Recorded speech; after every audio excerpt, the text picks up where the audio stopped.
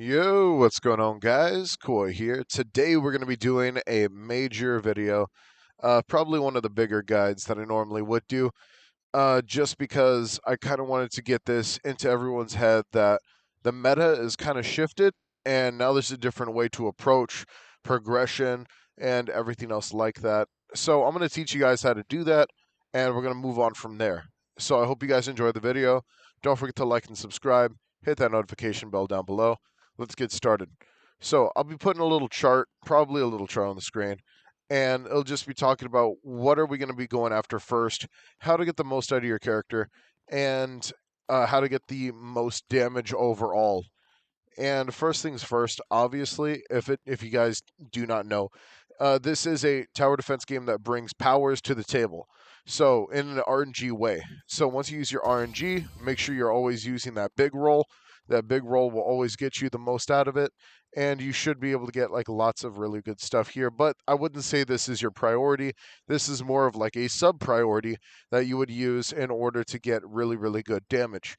Now, for instance, uh, there is this thing called the eternal clock. This is one of the main priority things that you're going to end up doing progression wise in this game. Is getting your first ethereal clock. I think it's called eternal clock. You need a broken clock from the relics, and you need a bunch of eternal crystals, with one ether and one nebula. Now, once you get this, you're going to get that luck on rolling power, which is pretty much going to guarantee you really good rolls as you do your rolls in this game. The other thing is, if you get bad rolls, you could still like get them and mess with them for good rolls. Like you could just trade them in. For instance, like another good one that you could get from this one, which they are like messing with these right now, so it's not like they really are um, oh, this isn't like the full potential of this system yet. They're still messing with this. They still want to do more for the power system. It's just that they wanted to get all the other stuff done first, which is just getting the units out there. Hence why I don't really want people to go crazy on the power system, because there's not major powers that, well, there are some major powers. There's just not like a finite way of getting confirmed major powers. It's still RNG, such as the Nebula and the Ether. These things are pretty cool. And you also got Fury. Like, there's a lot of new powers. I mean, there's a lot of powers that are very strong. My bad.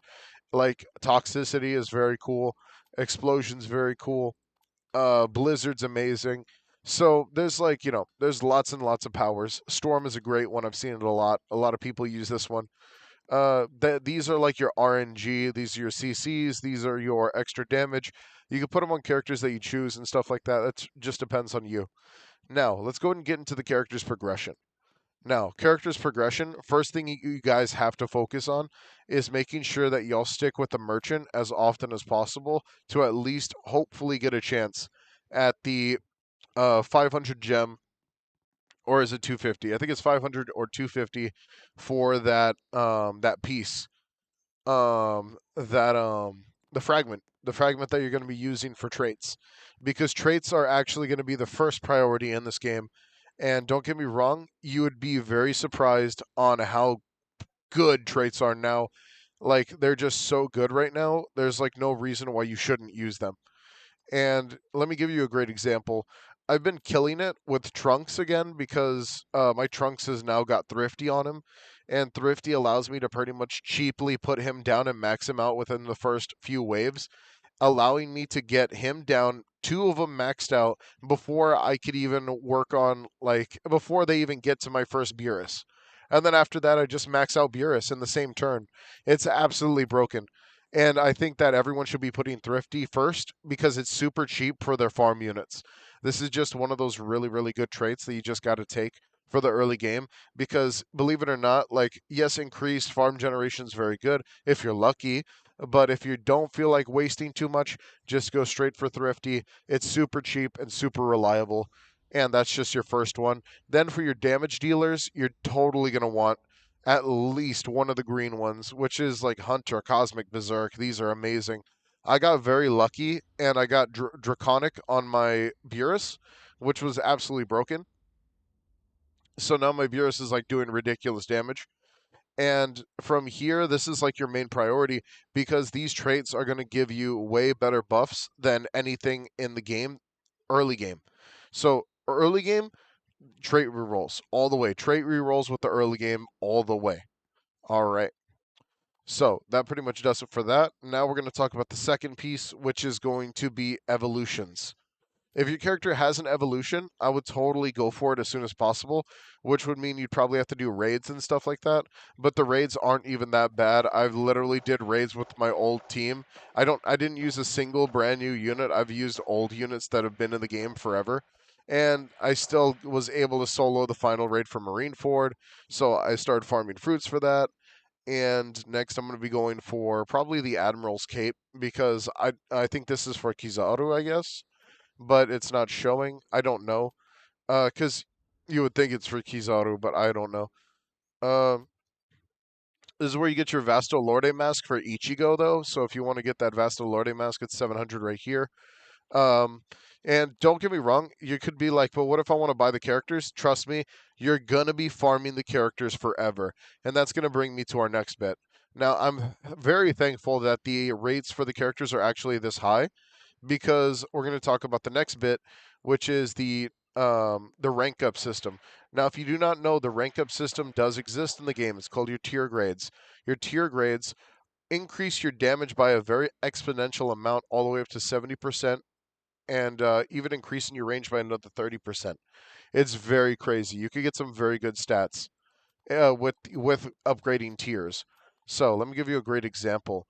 Beerus over here, actually, I think I want to show you guys what it looks like for a lower level character first before, like, someone like Beerus. So, for instance, someone who doesn't have rank, it's only going to cost arcane shards. Then it's only going to cost like the orbs, the shards. Then it's going to start to cost copies once you get to the red.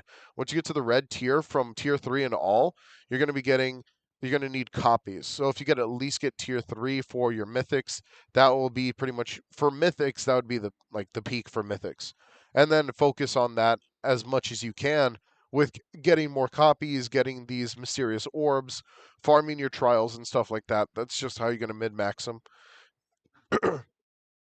But if you are using another character, such as anything that has like immortal and below, it's going to cost you copies.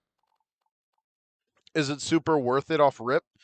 It's hard to say because immortals, uh, legendaries. I think that the fact that these cost copies so early is crazy to me. But I guess it's because it's just the way they wanted to implement it, which is totally fine. I think that it does work for the lower tier ones, definitely. I don't know if it works for legendaries as well because the amount it costs is crazy.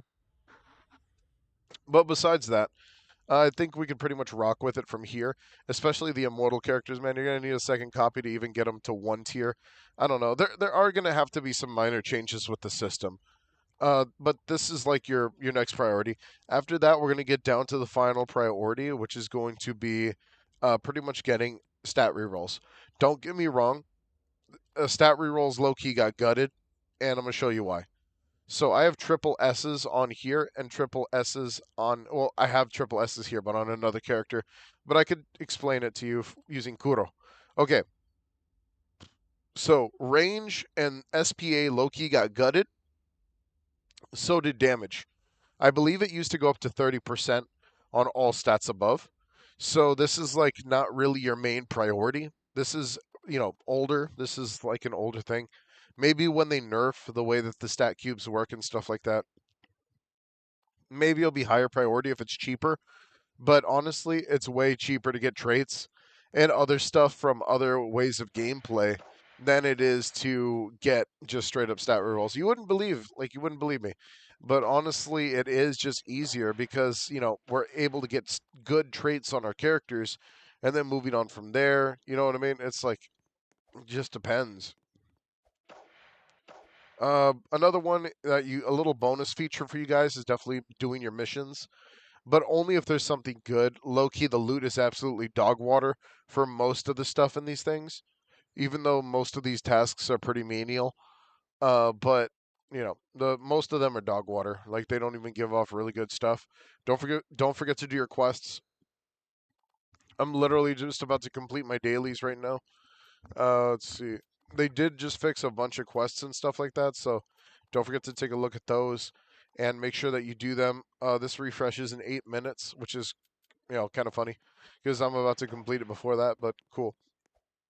Trials, they low key are just here for only progression.